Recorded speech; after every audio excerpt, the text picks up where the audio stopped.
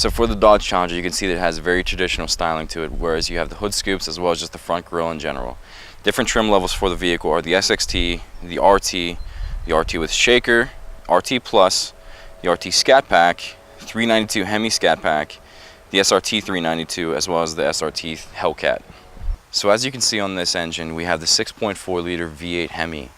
The other engines for the Dodge Challenger are the 3.6 liter V6, the 5.7 liter V8, the 6.4 as you can see here, and then the 6.2 liter V8 supercharged found in the Hellcat.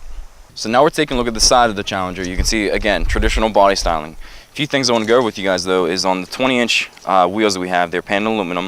And then another special thing is the Rumblebee icon. So in 2004 and 2005, Dodge had a truck called the Ram 1500 Rumblebee. It was a 5.7 liter V8 Magnum engine, and now is associated with the 6.4 liter. So next thing I want to show you guys is, if you take a look right in here, we have the Brembo brake pads. These are found on all the SRT models. It's a 4-wheel disc brake system, just more for the high performance features. Alright, so now that we're taking a look at the back, I just want to show you guys, we have the Dodge emblem here in the middle, the backup camera, as well as the parking sensors in the bottom. You can see the lights and how they look, but what I want to show you guys is to take a look on the inside. So I'm just going to show you guys, right now we have the tire sealant for if you ever get a flat tire. The reason why they put this in here is just because the wheels and tires are so big on the vehicle, it takes up too much space back here. But if we take a look over this side, the way Dodge has engineered this is they put the battery pack in the rear just to try to save some room in the front, but then we also have the fuse box down here. So one thing I forgot to cover earlier, guys, is number one, we actually have the two different options for the transmission. We have the 6-speed manual as well as the 8-speed automatic.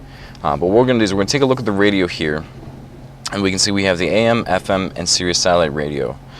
Also, you have the media, which can be controlled by either USB, auxiliary, Bluetooth, or SD.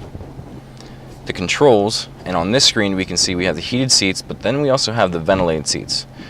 So not only do you have the option to, in like say the winter time, to have the heated seats, during the hot summer months, if you push this, it actually blows cool air up through just to make it nice for you. We have the Uconnect apps, the climate, as you can see we have the dual climate controls, and then we also have the phone, which I will show you guys how to set up the Bluetooth later on this. Another thing that's cool about it is you do have the backup camera, whether it be the 6-speed manual or the 8-speed automatic. All you gotta do is just put it in reverse and you can see it. Now what if you take a look here, you see the lines, but the really cool part is as you turn the steering wheel, it'll actually show you what direction that the vehicle is going. Now we're taking a look at the controls down here. We can see the sport mode, the hazards, super track back, which I'm going to go over later, traction control, the parking sensors, and then you also have the controls for the climate. Okay. Alright guys, so what I'm going to show you next is the super track pack. Now what this does is, as you can see here on the main page, we have the launch control, we have the drive mode set up. You can activate the launch mode, and then you can also launch the RPM setup. Now I'm going to explain what all these are, but for right now we're actually going to go to the drive mode setup. As you can see here, we have the current mode, which is the default. You have the normal, engine, traction, and steering. But what you can do is, if you go to the setup part of it, you can change it between the normal and the sport modes for the engine, the traction, and the steering. Now steering's a little bit different because you can see now we have the sport, the normal, and the comfortable. Once you go back to the launch control page, now what this does is, after you have 500 miles on the vehicle, and this is actually factory recommended, what it will do is, as soon as you activate the launch mode, as soon as you take your foot off the brake, it will go full throttle as fast as it can from 0 to 60. After 60, it'll actually shut off. But then we also have the launch RPM setup, which you can see has the between 2,500 and 4,500 RPMs. Now I just want to give you guys a little preview of something. If you go up here on the RPM setup and you hit info, it brings up this page, and what it says is RPM setup can help you achieve an optimum balance of engine torque and tire spin when launching. RPM should be increased to account for better gripping tires or track surfaces. Okay, so now we're taking a look at the steering wheel. We can see over here we have the cruise control settings. On this side we have the directional pad, which controls the menu in the back, and I'll show you guys that in a minute.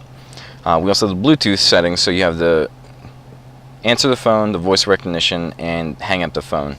But then behind the steering wheel on the spokes, on the right side, you can control the volume up and down. And then also there's a middle button which goes between the AM, FM, Sirius XM, Bluetooth, whatever audio source you have connected at that time. On the left side, you can change the station up and down, and then the middle button goes between all the preset favorites on the radio. Another cool feature is if you feel back here where you can tilt and telescope the steering wheel, it's actually powered, so we can see that it comes out, goes down, comes up. Really nice little feature for it. Now this is the information cluster, but we can also see the tachometer and the speedometer. Right now it's displaying the speedometer, the digital one. If we go down, it shows us the vehicle information, so we can go through the tire pressure, coolant temp, oil pressure, oil life, battery voltage, intake air temp, engine torque, and engine power. So if we scroll back down though, we're looking at the performance page, so it actually right now shows the best 0 to 60 mile per hour timer.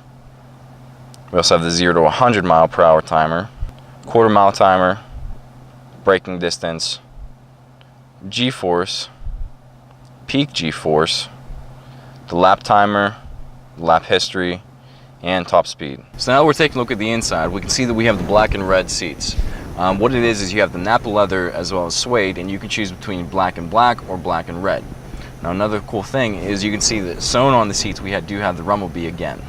Okay guys, so thanks for watching. Again, my name is Cody Henderson with Jim Shorkey Chrysler.